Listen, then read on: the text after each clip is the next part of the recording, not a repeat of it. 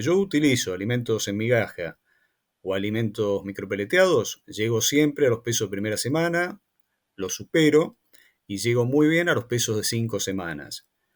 Los pesos de 5 semanas históricamente son los pesos que debemos buscar para tener los mejores lotes.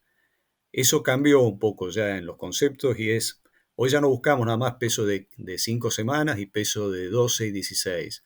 Hoy lo que buscamos es que el crecimiento sea semana a semana como tiene que ser.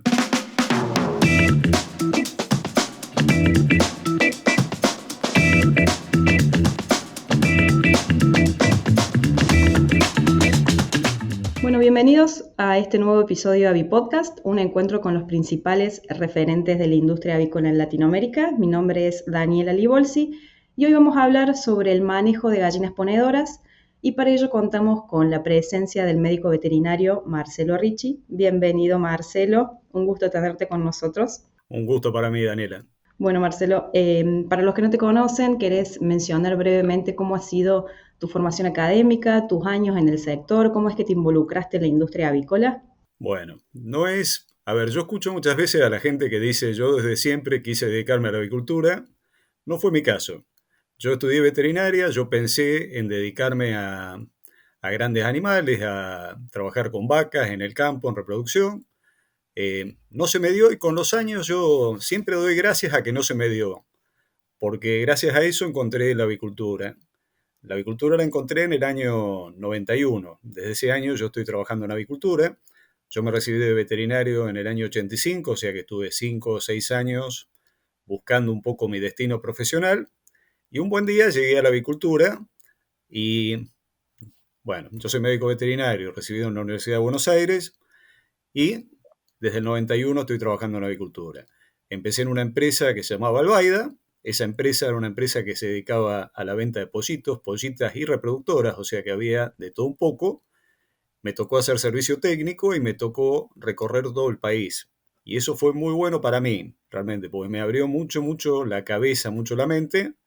Y después de eso trabajé en varios laboratorios, en la parte de biológicos, con lo cual aprendí, tuve las herramientas que necesitaba para poder desenvolverme mejor en el sector y después pasé a trabajar como independiente ya hace 24 años. Yo asesoro ponedoras, parrilleros, reproductoras livianas y reproductores pesados. La gente en general me conoce por la parte de ponedoras, porque en ponedoras realmente probablemente sea el 70% de mi tiempo el que yo le dedico y realmente disfruto mucho de mi trabajo y hace varios años, cuando ya era independiente, me di cuenta que había una necesidad de que se integrara la parte de nutrición con la parte veterinaria en sí misma. Y empecé a formarme en nutrición y un buen día apareció en la Universidad de La Plata la especialidad en nutrición, con lo cual yo ya venía formulando, ya venía trabajando, pero me sirvió para darme algo más de formación profesional, tener mi título de especialista y realmente me gusta mucho el hecho de poder manejar desde toda la parte de sanidad, la parte de manejo y la parte nutricional en las aves. Qué bien, Marcelo, cómo son las vueltas de la vida, ¿no? Lo que uno pretendía en aquel entonces y lo que uno terminó, pero con final feliz, digamos. La verdad que sí, yo te digo, a mí no me imagino haciendo otra cosa que no sea avicultura, realmente. Qué bien, qué bien.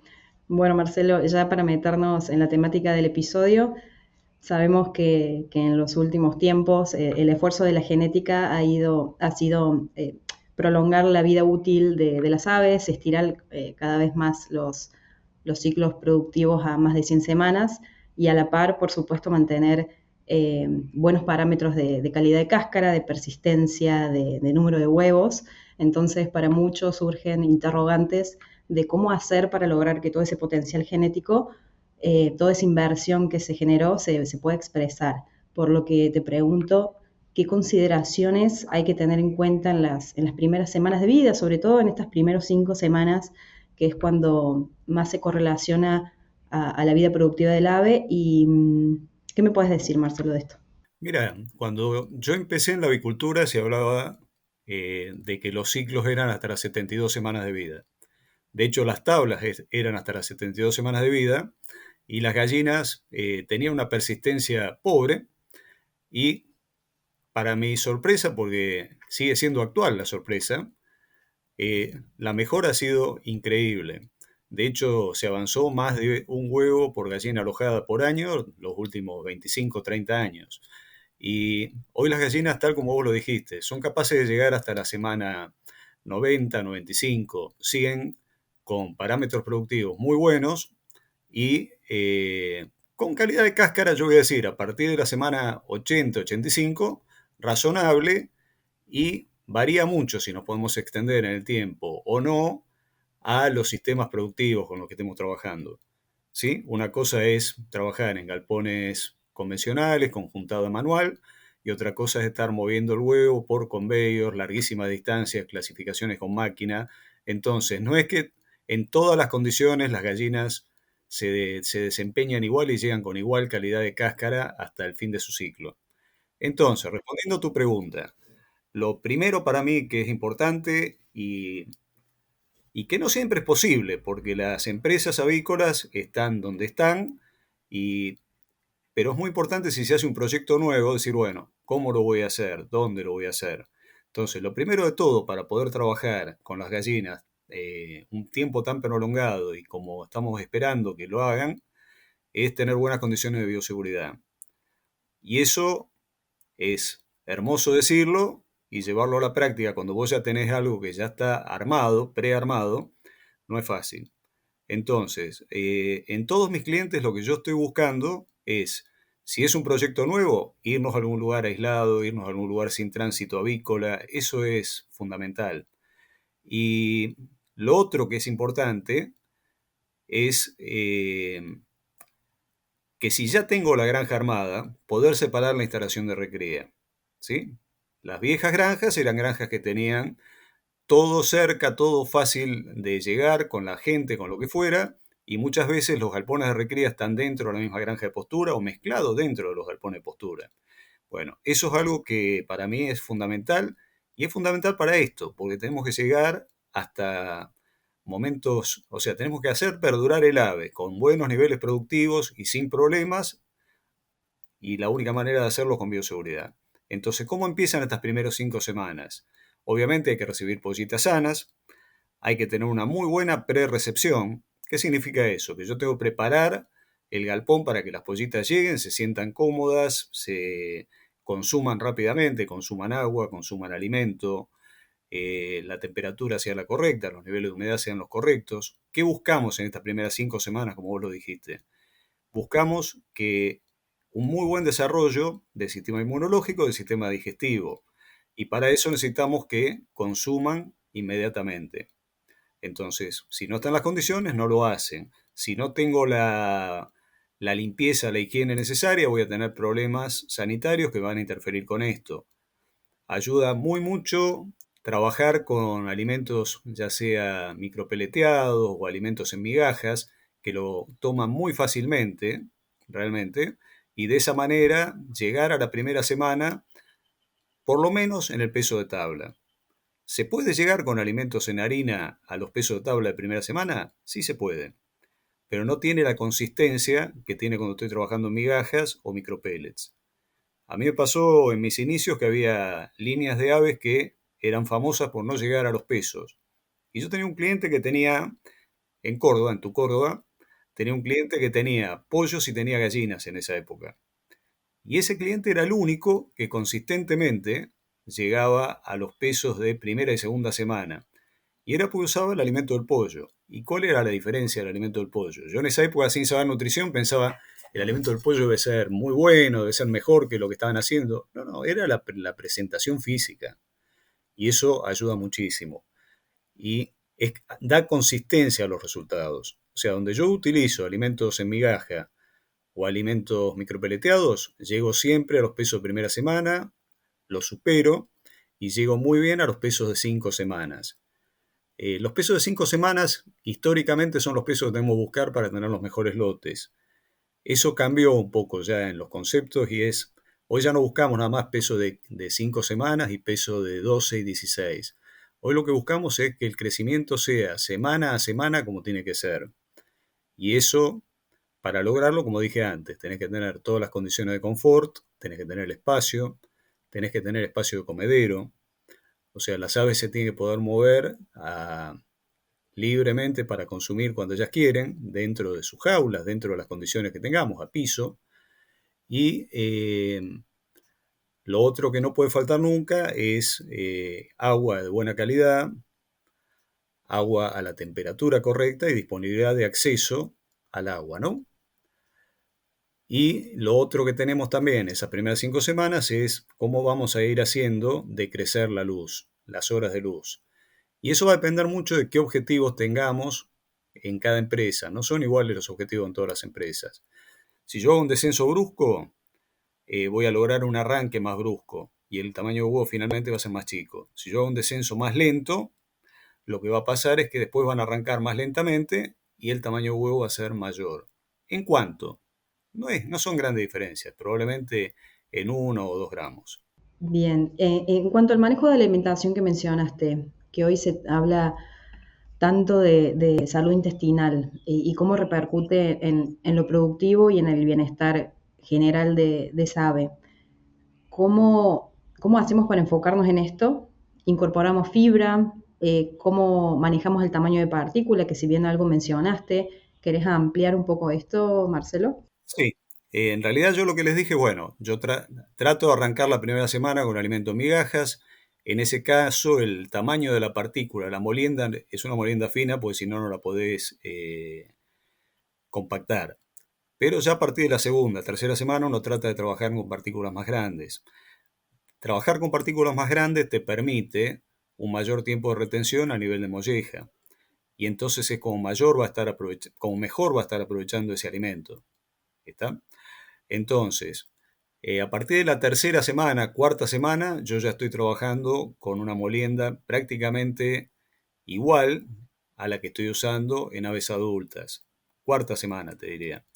Las primeras 3 semanas voy a trabajar con partículas no tan finitas.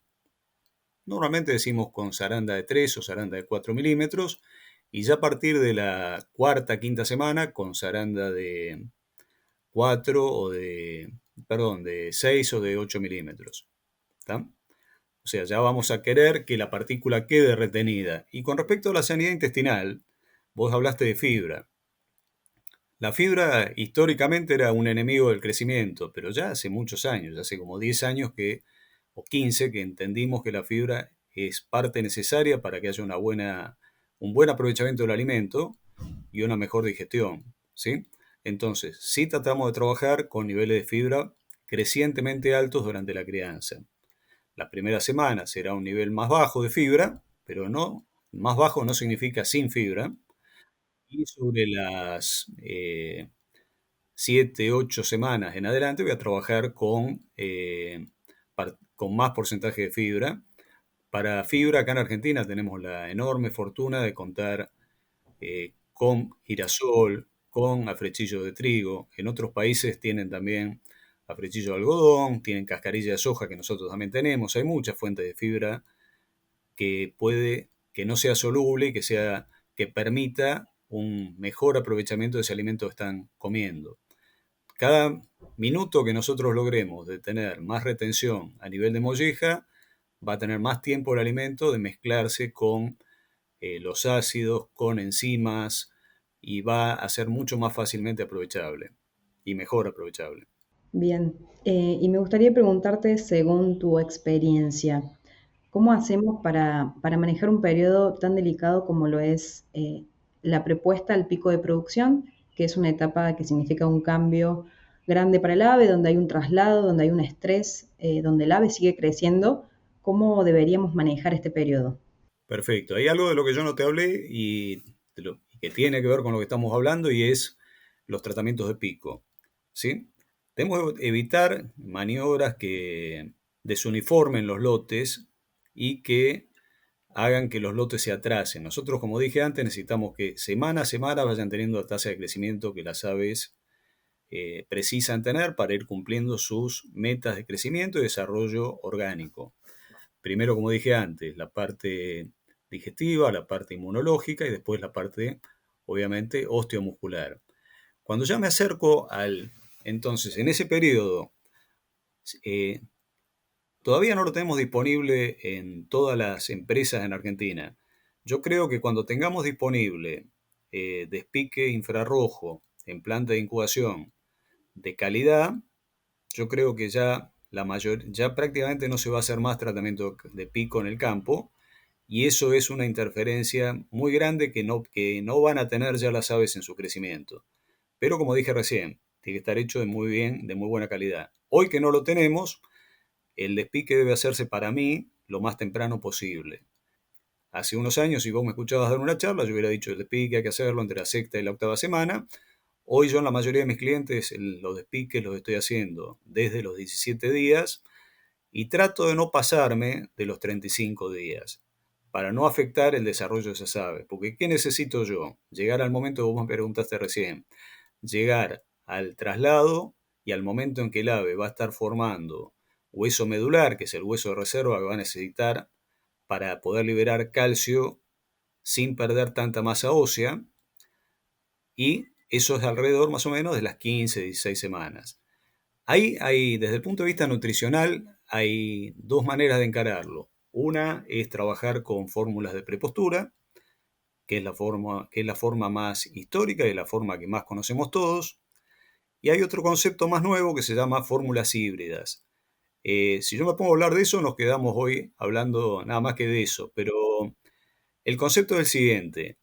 Cuando las aves estén formando el hueso medular, es importante que haya suficiente calcio y que si empiezan a poner huevos, no se descalcifiquen.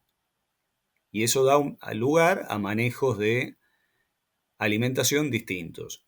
Entonces, siguiendo con tu pregunta, la recría no termina con el crecimiento del ave y el plan de vacunación completado. La recría sí, en realidad, aunque yo traslade.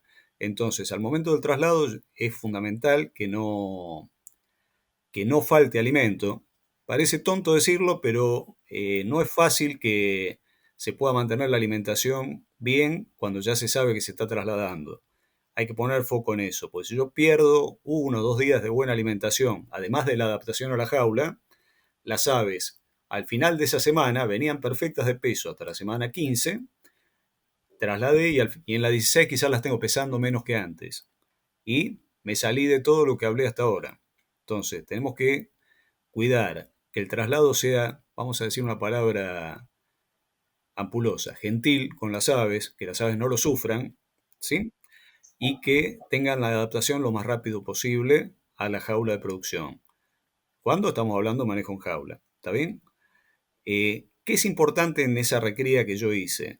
Que todo el tiempo respetemos las necesidades del ave. Cuando hablamos de la necesidad del ave, no son solo los centímetros cuadrados por ave, sino los centímetros de comedero por ave, que las aves tengan acceso a los comederos. Las aves tienen procesos de dominancia, hay dominantes y hay dominadas, y si yo no dejo espacio de comedero suficiente, va a haber aves que se van a desuniformar simplemente porque o van a comer de más porque son dominantes, o van a comer de menos porque no las dejan comer. Cuando yo llego a este momento del traslado, ¿qué es lo otro importante? ¿Cómo voy a empezar mi estímulo luminoso? Y mi estímulo luminoso yo siempre tengo que tener en cuenta que debo cumplir con pesos mínimos para poder hacerlo. En gallinas blancas yo diría que entre 1150 y 1200 gramos es el peso a partir del cual yo voy a poder estimular, y en gallinas coloradas entre 1350 y 1400 gramos.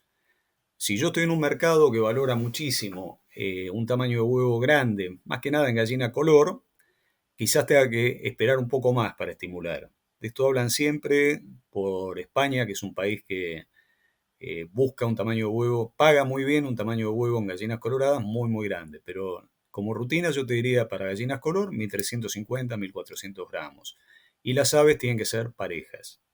Una vez que yo hice esto, yo tengo que tener mi plan de vacunación ya terminado y no tengo que tener muy buena distribución, obviamente, de la luz dentro del galpón, y tengo que trabajar con la luminosidad correcta. Si puedo, no me tengo que pasar de 30 lux en los galpones. Eso es muy fácil también en galpones cerrados y muy difícil en galpones abiertos. Entonces, no debo dejar que haya un exceso de luminosidad, pues eso va a llevar a más presentación de doble yema, a más presentación de picaje, de cloaca, a alteraciones de comportamiento, más nerviosismo.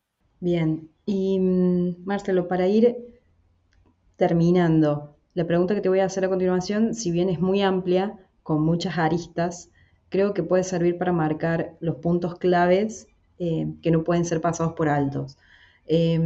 Te pregunto, ¿hacia dónde deberían ir dirigidos los esfuerzos en el periodo de producción? Bien, en el periodo de producción, yo tengo que tener garantizado, como dije antes, consumo.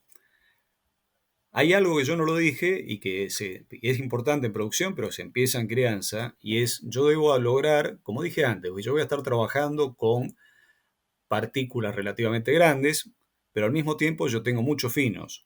Entonces, una cosa que es importante, si lo puedo ir desarrollando desde la recría mismo, es que las aves se acostumbren a consumir también los finos. ¿Qué significa eso? Que yo puedo programar la alimentación y varía muchísimo con los sistemas que yo esté usando. Una cosa es si yo trabajo con cadenas, otra cosa es si yo trabajo con carros y otra cosa es si yo trabajo en galpones con carros manuales que lo voy cargando con una carretilla el alimento. O sea, no todo se puede hacer igual en todos lados. Desde la etapa de crianza yo debería tratar de que en los mediodías las aves queden con muy poquito de alimento. ¿Para qué? Para que se coman los finos. Porque hay que acordarse que en los finos están todos los aditivos y todo lo necesario para que las aves, el fosfato, aminoácidos, vitaminas, todo lo que las aves van a necesitar para poder producir bien los huevos. Y eso lo tengo que enseñar desde la recría misma. En el periodo de postura, bueno, ¿dónde voy a poner el foco? En que vayan aumentando postura, que vayan aumentando de peso, que vaya aumentando el tamaño de huevo, la viabilidad. Y algo importante con respecto al tamaño de huevo es, si yo quiero poder mantener las aves hasta periodos muy avanzados, y como dije antes, las gallinas nuevas tienen la cualidad, la capacidad de mantener posturas por arriba del 90%, más de 40 semanas, o sea, tienen una persistencia fantástica. Entonces, no puedo dejar que el tamaño de huevo sea excesivamente grande. Por un tamaño de huevo excesivamente grande va a ser necesariamente más frágil, ¿sí? Entonces, eso es algo que yo puedo ir manejando desde la alimentación. Entonces, los cambios los voy a tener que ir haciendo por masa de huevo y teniendo en cuenta, bueno, no me quiero exceder en el tamaño de huevo o porque trabajo mucho huevo en envase, voy a tratar de trabajar un huevo más chico. También puede ser eso. O sea, todo depende de cada mercado y cada granja qué producto necesita entregar al mercado. ¿Está? Una medida importante que yo quiero hablar es la alimentación de medianoche. Como dijimos antes, las gallinas tienen un requerimiento de calcio muy alto porque tienen que formar un huevo cada día y encima tienen esa capacidad de poner 9 de cada 10 gallinas todos los días, más de 9 de cada 10 gallinas todos los días durante 40 semanas. Gran parte del huevo, gran parte de la cáscara se va a estar formando durante la noche. Entonces, no solamente yo voy a estar tratando de suplementar calcio en las últimas horas del día, sino que es importante que puedan comer 1 o 2 horas a medianoche sin afectar el fotoperíodo. ¿Para qué? Para que coman un poco más de alimentos si hiciera falta, porque estamos en condiciones de mucho calor, y para que coman calcio. O van a necesitar calcio para movilizar la menor cantidad de calcio posible desde los huesos hasta la formación de la cáscara del huevo. Y otra cosa importante con respecto a la cáscara es que la cáscara no solamente es calcio, sino las membranas sobre las que se deposita el calcio.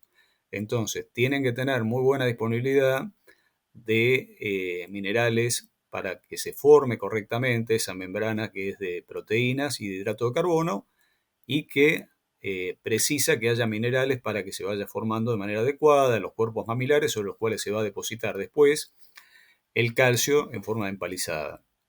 ¿Cómo voy a ir haciendo los cambios de fórmula?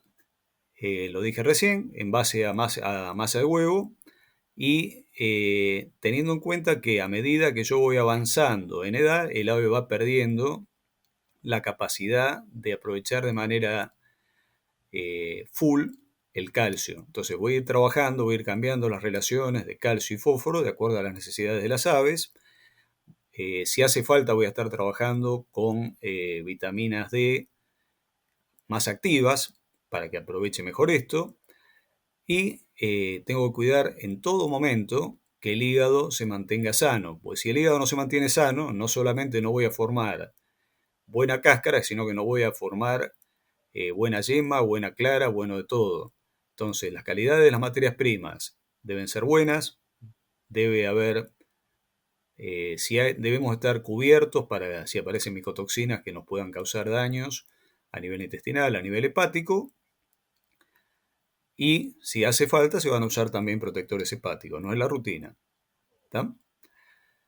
Y algo que yo me escribí acá, por eso estaba mirando al costado, es lo siguiente, y es muda forzada sí o muda forzada no. ¿Está? También da para una charla lo que estamos hablando.